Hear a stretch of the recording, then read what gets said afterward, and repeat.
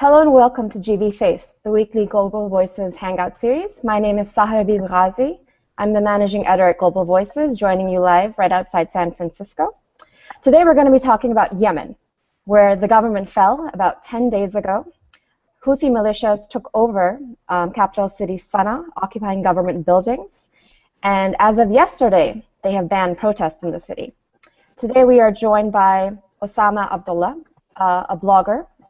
He tweets under the Twitter handle Politics Yemen. Noon Arabia, who has been writing for Global Voices about issues in Yemen for a few years now. And Baraa Shiban, who is an anti-drone activist, as well as, do we have your video? Yes, great. An anti-drone activist, and he also took part in the National Reconciliation Dialogue, which took place over 10 months last year in Yemen. And Amira Alhussaini, the Middle East and North Africa editor with Global Voices. I wanted to start with you, Baraa, and Osama, whoever wants to jump in. Protests are now banned in Yemen. Could you give us more information about how we got here?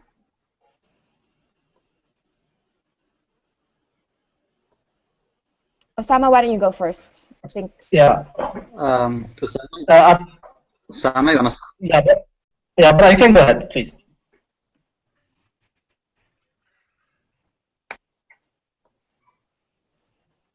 Baraa? Can you hear me? Yes. Right. So after the Houthis took over Sanaa on the September 2014, effective of September last year, the number of protesters started as a small number, a group of let's say activists from the Sanaa University, and then it started to grow eventually until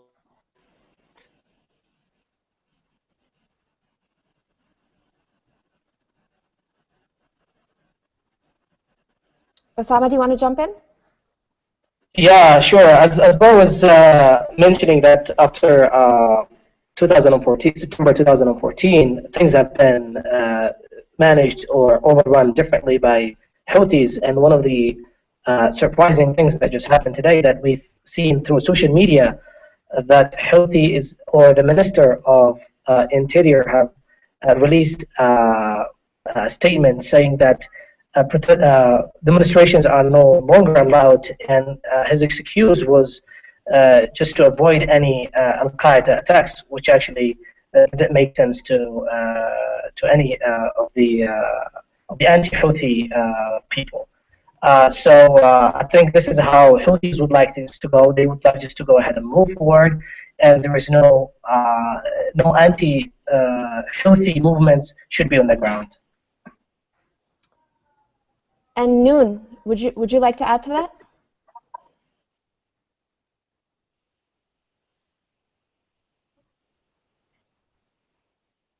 Noon, no protests allowed on the ground in Sanaa.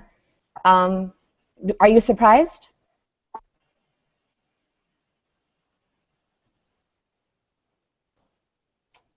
Okay, let me try Baraa. Baraa, are you surprised? Were you surprised when you saw that document that you tweeted out?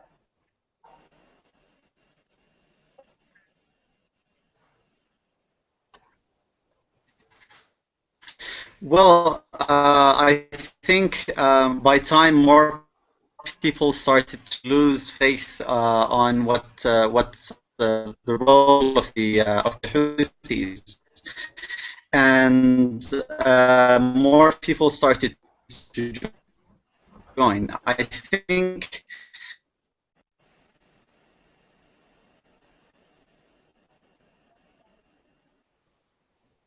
Oh, Baraa, I think you got muted. Okay.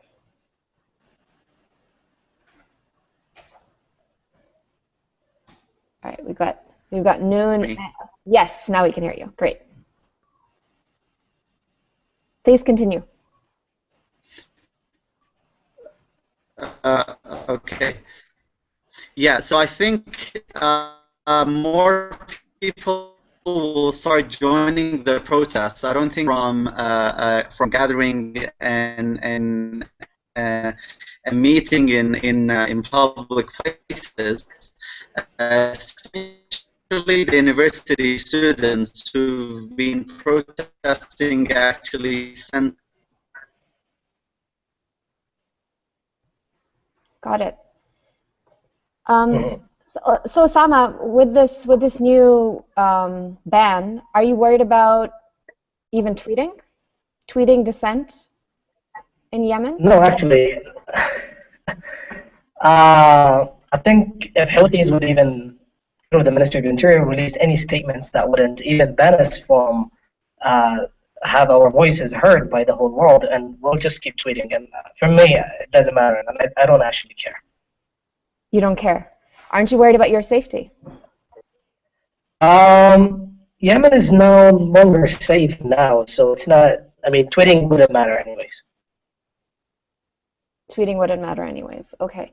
And so, things quickly descended in Yemen in the last 5 years. 5 years ago, could you have imagined this would happen? Never. Never.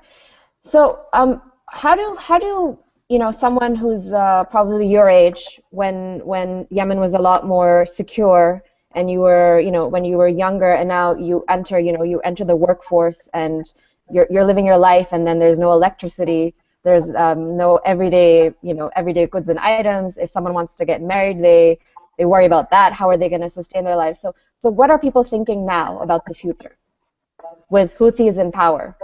Can you see 5 years ahead?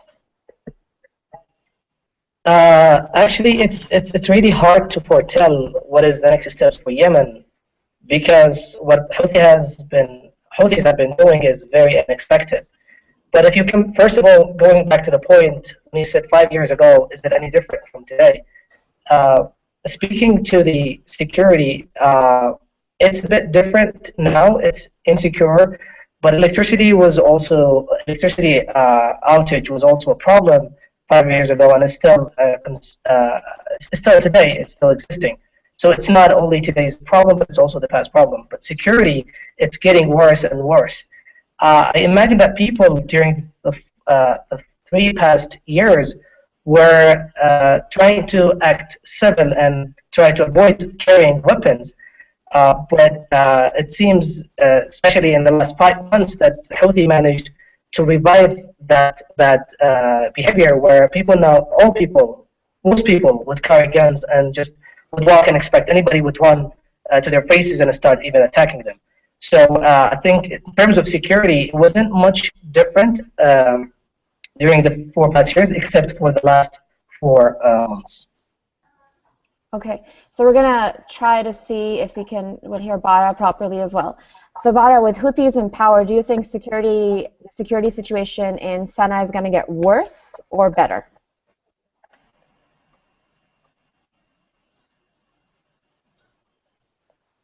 Is Baraa there, or can I just jump in? Sure, and Noon, if you want to try answering that question, maybe?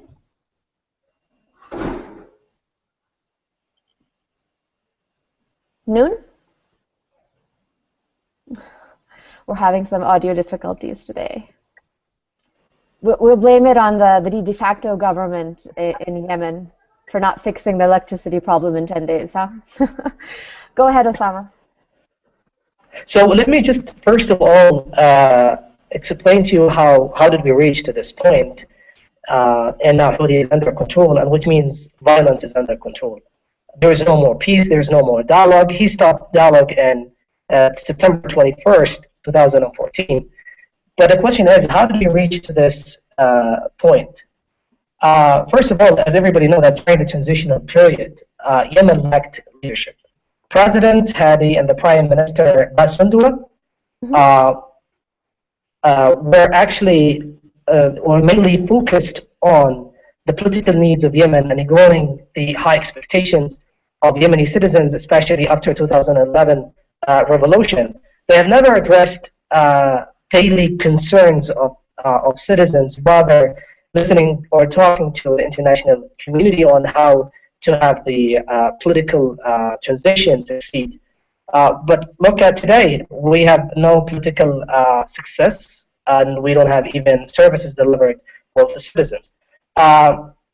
So the vacuum that was created by the president or the prime minister allowed, basically, in my opinion, Saleh to start thinking of what is the weapon that I should use against those people who burned me in 2011.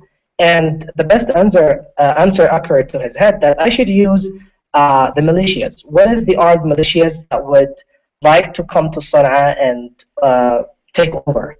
As we know that Houthis are a very armed group, and they're very dynamic youth who can actually do the job of Saleh. And it's not because they want to do the job of Saleh, it's also they have mutual interest in taking over the whole state. So somehow Saleh opened the door for them. But what was their pretext to go to Sanaa? And how did they manage to march all the way from Saada to Sanaa city? And the answer to that question is that one of the main outcomes of the National Dialogue Conference, and also from the regional committee, that Yemen structure will turn into a federal state with 6 regions, which means Yemen new structure would be somehow different. But that message was not communicated well with public. It was just an outcome. And that comes to the lack of communication with citizens, where that message was taken and misinterpreted to citizens. And what actually tribal community, how did they receive this outcome? They received it as an emancipation of the power from the center, and that actually caused what we call a resource malice, where northern citizens were worried about the wealth of Yemen, that, for example, Marib's wealth or oil in Marib would just stay in Marib, the wealth in the south would just stay in the south, and then they would be very poor and they would be neglected. From there, that was the trick part, where all tribal community was really scared and frightened. And so when Houthi marched from Saada first to Amran, he did not spell out his power. He didn't get weaker, rather he was getting stronger and stronger. And the question is why? Who joined him? I mean, through his march, or his so-called Quranic march, tribal leaders who are actually the main component of the Yemeni military have actually joined him, and they have continued the march, and it was easy for them to take over Amran. Hadi was a bit happy about this. That the Houthis had wider support than was believed. I think his ideology misrepresented his interest. Okay. And people thought this guy would come and reduce the fuel prices. He would come and fight corruptions, and it's obvious now that he's doing so, and by banning or preventing youth from protesting against him. That's a very good example of fighting corruption. But let's go back to the point of how did they get actually into Sanaa. And at the end of the day, they come to Sanaa, they manage to take over. They have forced the political parties to sign actually on the PNAP agreement. They have signed on that, but they are the ones who first broke up that assignment, where they actually didn't sign the security annex. And when they signed it, they haven't withdrawn their forces from Sanaa, rather they were expanding. But as I said, their ideology is always a misrepresentation of their interest. So what happened then? We had a technocrat government, which everybody was really happy about, and they were really excited that this government would make a change in the country. But due to the overrun of the government of Houthis, that led the prime minister and even the cabinet to resign. You can imagine that the Houthis would send a letter to the prime minister and tell him, hey, prime minister, you have to meet with this international delegation tomorrow, and you have to do it. And when the prime minister, he believes that he's the one who makes decision on how to deliver services, Houthis come across and say, you know what, do 1, 2, 3.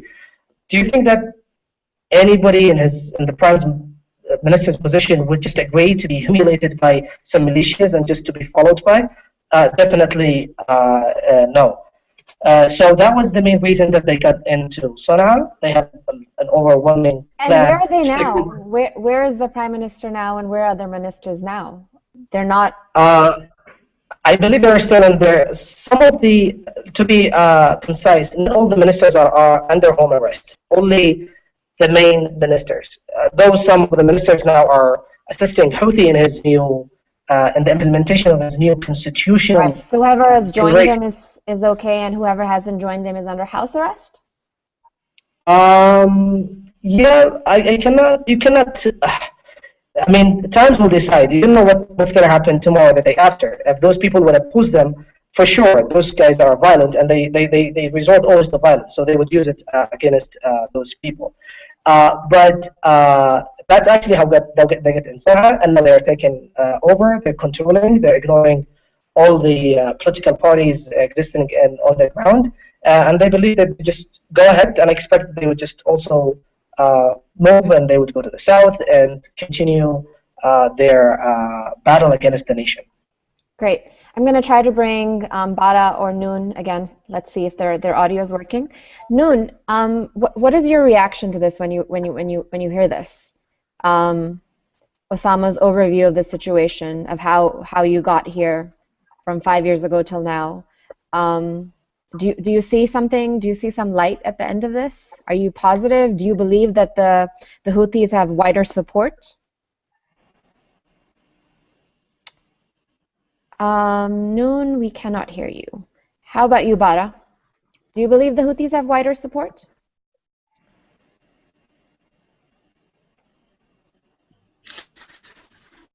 I think it depends on what time and what were the circumstances of having a wider support.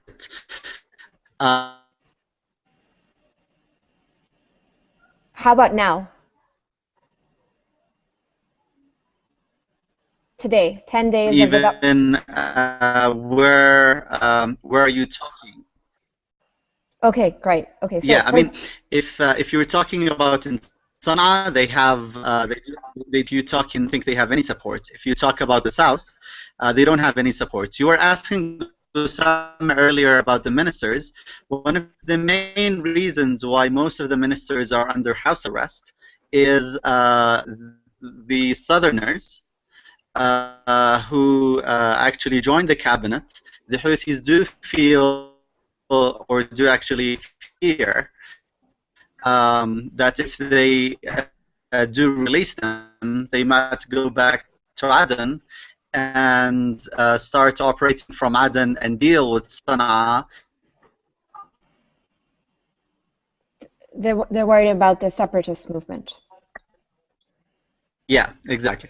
So, Baras, you were a part of the National Reconciliation Conference over 10 months. And as Osama mentioned, one of the main points out of that was, being okay with Yemen, not having maybe such a strong central government. So how do you feel about the Houthis being in power right now, having gone through that dialogue over 10 months where there was some hopefulness about, everyone having a say in the process, and then now suddenly one group seems to be leading the system?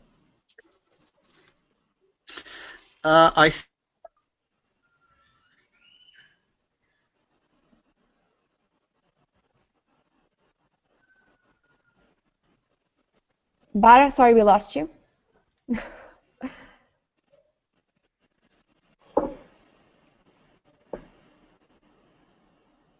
Okay. Amira, would you like to jump in at this point? There are so many questions. The separatist movement, that's one thing we can talk about. The fact that they've come like the whole revolution, like from 2011, Yemen was one of the first countries to rise. It was to suffer a lot, and there wasn't a lot of media attention on Yemen, and it's been through ups and downs. Like one of the things that worries me is foreign intervention in Yemen, and with a separatist movement, like how are Yemenis like? Does a Yemeni have a say in what goes on? Like, can you like stick together, or I don't know. I'm thinking out of the box here. Is oil and drones on your mind as much as it's on the mind of every mainstream media journalist covering Yemen? I guess for Yemenis, I mean, you know, whenever Yemen is reported in international press, it's the lead is either drones or oil, or the ending is either drones or oil. But whenever I speak to a Yemeni activist, it doesn't even come up in conversation. We've been speaking for more than 20 minutes, and drones and oil hasn't even come up. So, yeah. So I mean, speaking of the drones, oh, sorry, go ahead, Amira. No, like we don't hear the voices of Yemenis. Like we see what's happening. We're as confused as you are, but we want to hear what the man on the ground has to say about this, and if he has a say, Yeah. So the main like what can we do?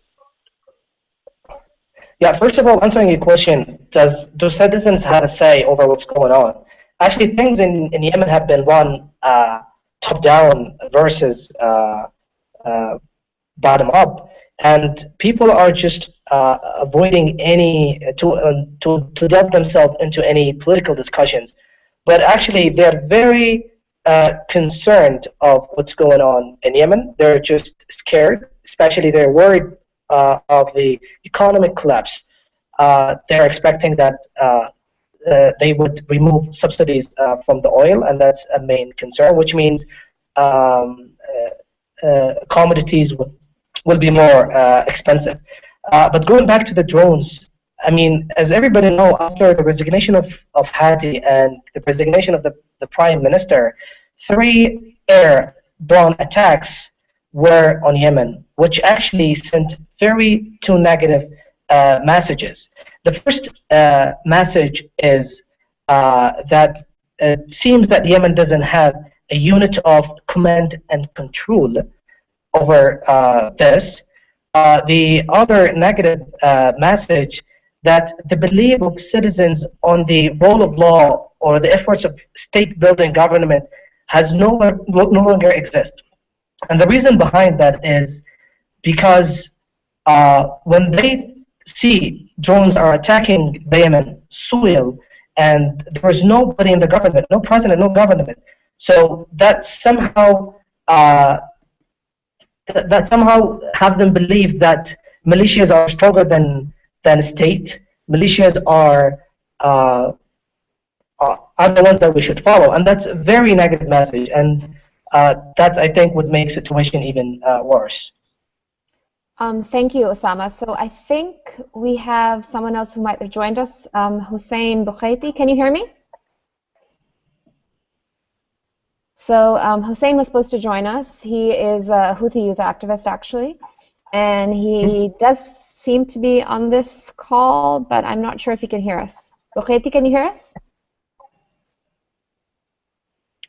Okay, no. Bara, are you back? Yes, I'm back. Excellent. Okay. Okay, great. Did you hear what Osama just said? He was talking. No, not really. Okay. No. Okay. All right. So why don't you? We have a few minutes left. Why don't you say what you think is the most important thing for us to hear before you go? The way forward for Yemen, what you would like people like us to do on the outside. We don't report on Yemen from the drone and oils angle. We try to report from what you think is important, what activists in the country think are important. So what is the story that you want us to be telling about Yemen? Well, I think from like people like you, I think the important thing is how does the United States view Yemen? What is their policy towards? Definitely in the past, I mean, it's almost for the past 10 years now. the United States only viewed Yemen as a place where there is a potential threat, where Al-Qaeda might came from, and we have to stop that. Not actually a nation of 25 million who do have dreams and desires and are actually dreaming of change. Towards Yemen, it should change. People should actually realize that people in Yemen do actually dream of. They do actually dream of having a more stable country. No? And I think the stability of Yemen. Noon, we can hear you now. Oh, Yeah, great. Sorry. Najat, we can. Go ahead. Continue. Okay. I think the United States policy should focus as Yemen leaders, because we've seen what happens in the past 3 years. Leaders do.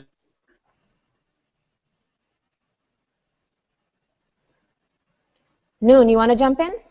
Yes, actually, what I feel about Yemen, and when I'm looking at it as somebody from Yemen, or even if somebody from the outside, I feel like Yemen is like a minor child who has, her parents are quarreling over her, and then they have this distant relatives, which are the regional powers, and actually the parents are like political factions. They're all fighting over this piece of cake that's actually falling apart from within.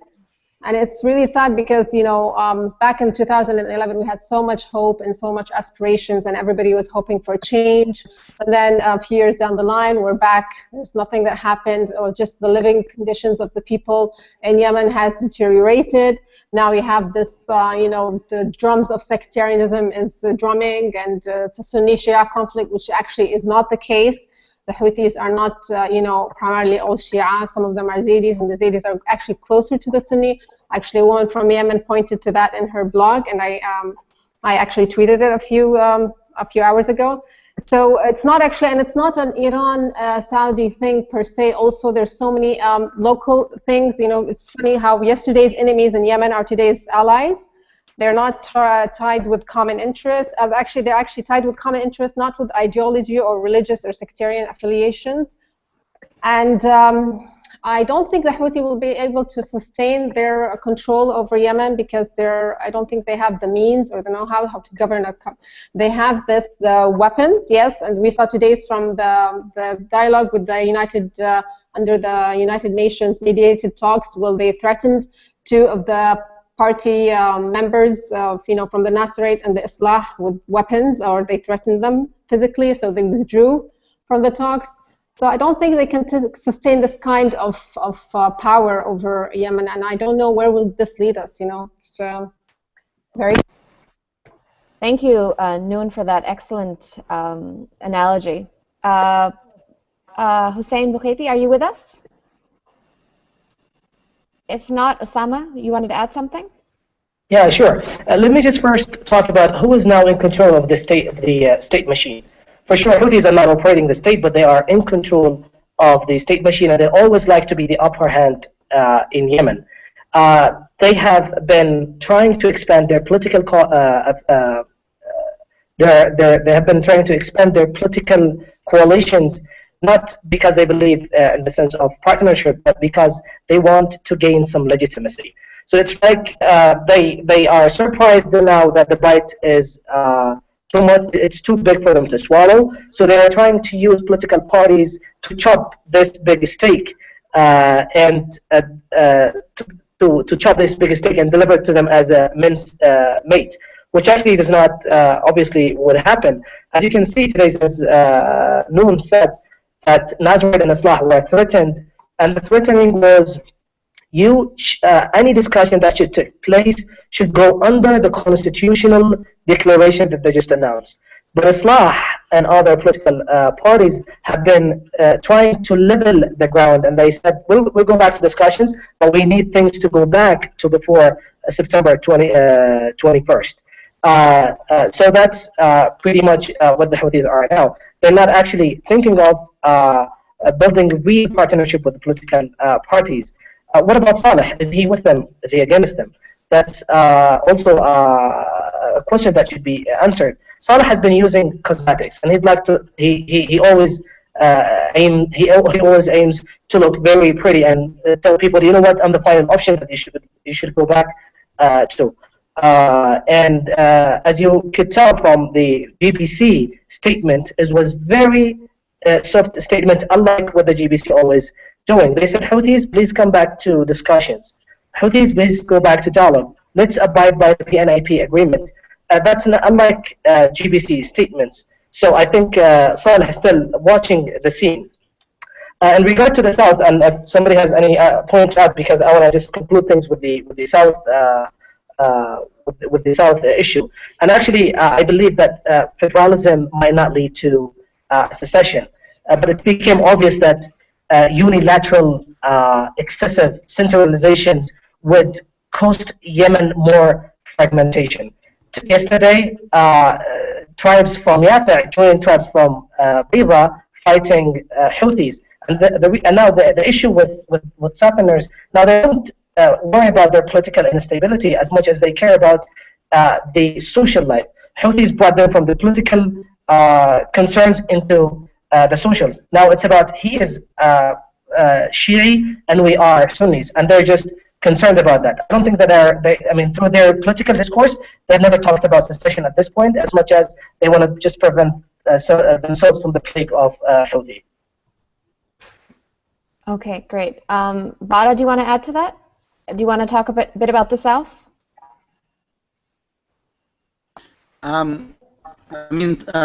Simply, if I want to add anything to the South, is that many of these Southern people do feel humiliated by what happened to the president and a number of ministers who come from the South.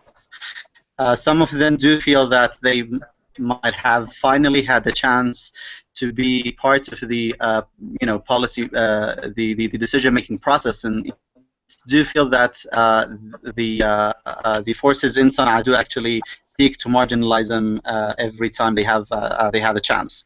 What I would say is that I think the real solution to many of Yemen's problems, I do believe today that it's decentralization.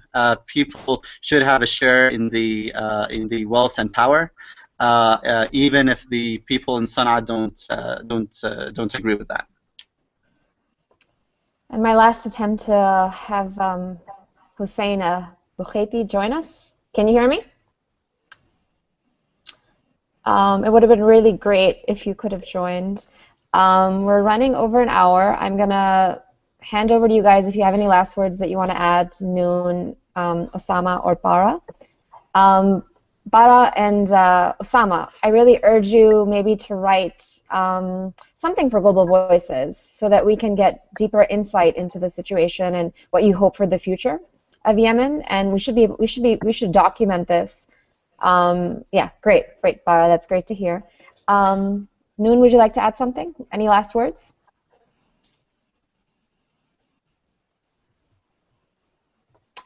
Osama? Yes. Hello? Can you hear me now? Oh yeah, Noon is there. Go for it, Noon. I'm actually very much for the unity of Yemen. Of course, I think in unity there is power, but I'm very much also in sympathy. I sympathize greatly with the South. I think they have, they have been going through so much since the unification. It was not applied properly as the terms of the unity were agreed upon. But I don't think this is the right time for them to ask for a succession, first of all, because they don't have a clear leadership, they don't have a clear program, and actually the whole country is in turmoil. They have been suffering greatly, and we have also suffered greatly since the 2011. I mean, the regime has also been very, corrupt, and we were not even governed properly in the north. Yes, we maybe exploited the south and the economy of the south more, and also they have laid so many military off their jobs. I understand the grievances, but I don't think this is the right time for anybody to. We're all going to be losing if we, if Yemen falls apart, whether the northern part or the southern part. So I think they should wait for stability, but I don't think that they think the time is not in their favor, and it's either now or never. So I just hope that my country does not fall apart. Baraa, any last words?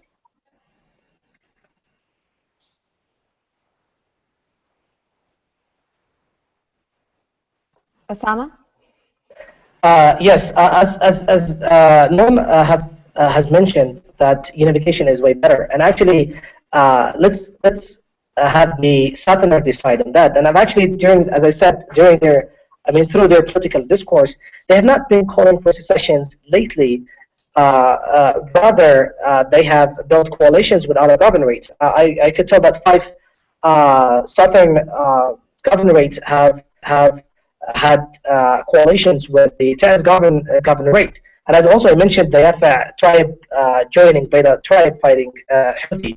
Houthi is leaving nobody an option to have any deals with them. And I would hope that Houthi would just go back. Though I'm definite that this guy has reached to Sanaa and he cannot come back to his cave after he gained the power and the wealth as well. So we hope that political parties at least would try to reach an agreement where there is no loser in it. We don't want to repeat 2011. We don't want to repeat 2014. Islah was dominant of the GCC initiative. Houthis were the dominant of they dominated the PNAP. We don't want any coming agreement that one of the political parties will be dominating, because that would keep fraction expands and expands.